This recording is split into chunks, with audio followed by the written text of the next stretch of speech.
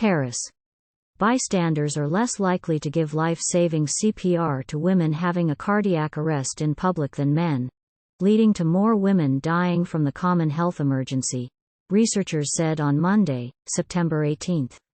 Cardiopulmonary resuscitation, CPR, combines mouth-to-mouth breathing and chest compressions to pump blood to the brain of people whose hearts have stopped beating, potentially staving off death until medical help arrives.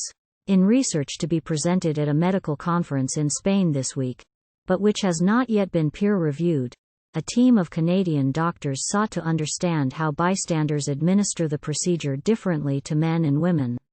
They looked at records of cardiac arrests that took place outside of hospitals in the United States, U.S., and Canada between 2005 and 2015, which included nearly 40,000 patients.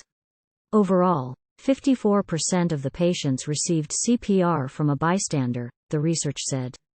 For cardiac arrests in a public place, such as in the street, 61% of women were given CPR by a bystander, compared to 68% of men.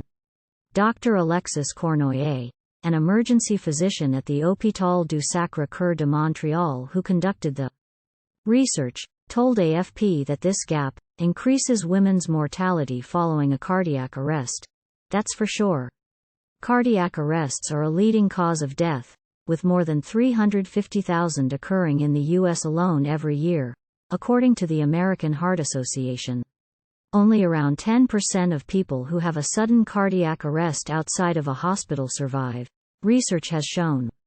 The researchers sought to find a reason for the gender gap. One theory was that bystanders in public could be uncomfortable touching a woman's breast without consent, Dr. Cournoyer said. The researchers looked into whether age could play a role, he added. But it did not. Women were less likely to receive CPR than men from a bystander regardless of their age, the data showed.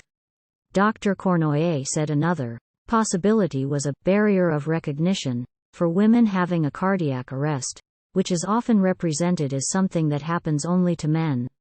Before a cardiac arrest, men are more likely to have chest pain, a commonly depicted symptom in media, while women are more likely to experience shortness of breath, according to a study published last month in Lancet Digital Health.